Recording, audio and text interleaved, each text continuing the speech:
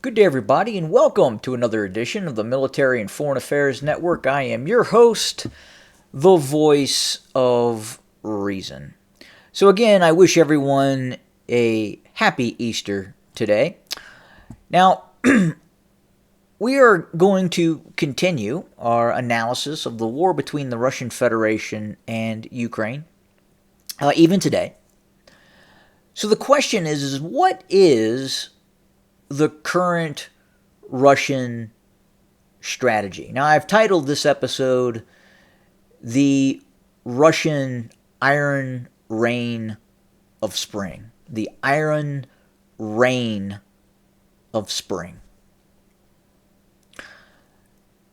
The Russians, as we speak, are perfectly content to rely on its Air Force to degrade and continue to destroy frontline and even rear area Ukrainian combat units, while at the same time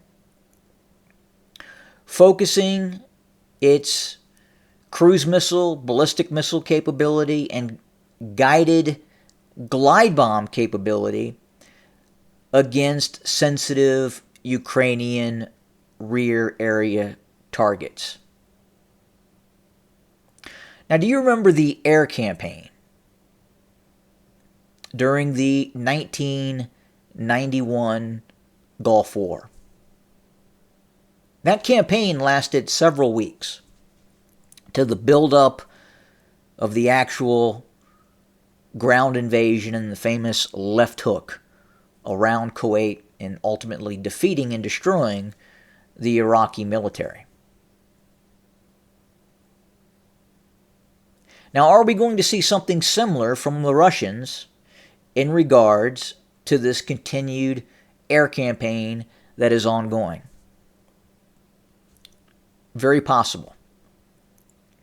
We think through the months of April, May, and June, for the next 90 days, it's unlikely that we will see very large Russian maneuver operations.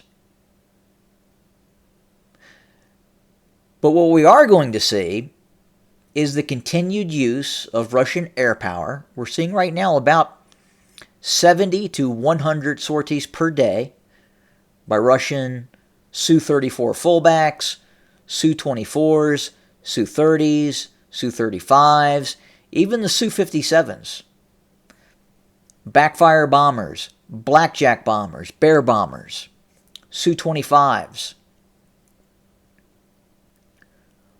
are all now launching daily sorties in terms of the use of these long-range GLONASS guided glide bombs.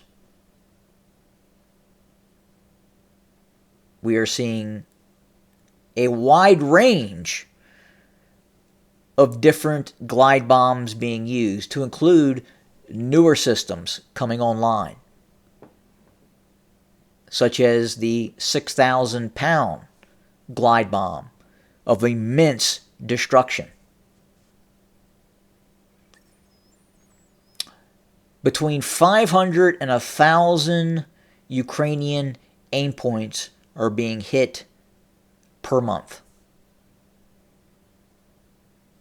So we can envision over the course of the next 90 days, up to 3,000 Ukrainian aim points will be hit by very large guided glide bombs. This is incredibly frustrating and demoralizing for the already stretched Ukrainian military. So through all of spring, going into summer, we can expect this devastating iron rain to continue. And at what point will the Ukrainians start to break? We can already see what's happening within the political sphere in Kiev. Things are not going well.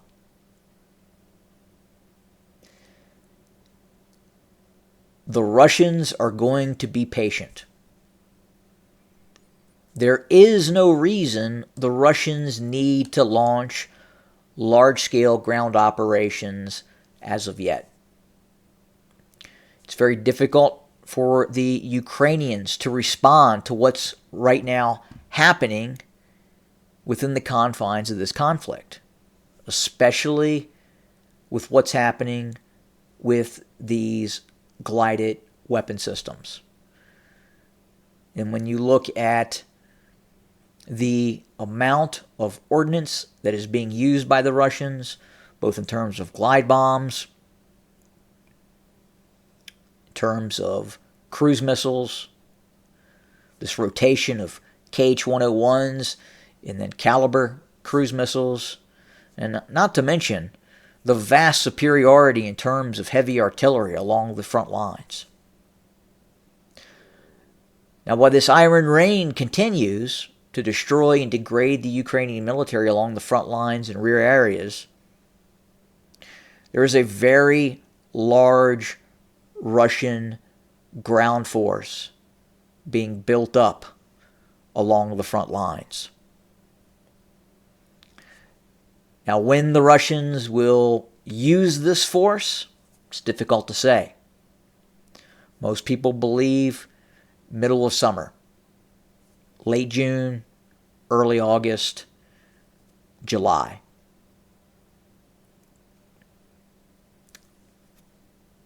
What will happen to the Ukrainian military? What will the Ukrainian military look like after this unrelenting 90-day aerial campaign that is continuing?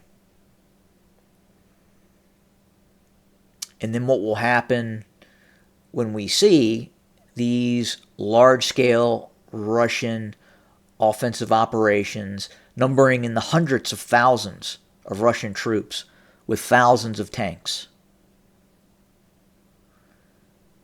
Compounding this, the Iron Rain, as I've talked about, will continue to strengthen.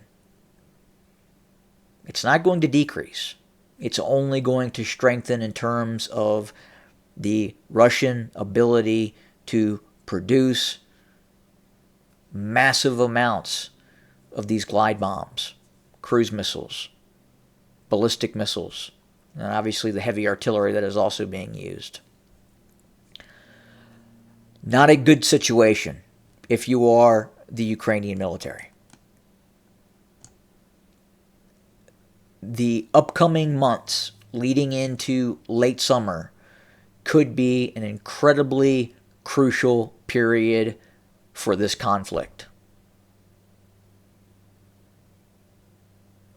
So as always, we will continue to monitor and report. Thank you for joining us today. Again, happy Easter, everyone. Good day.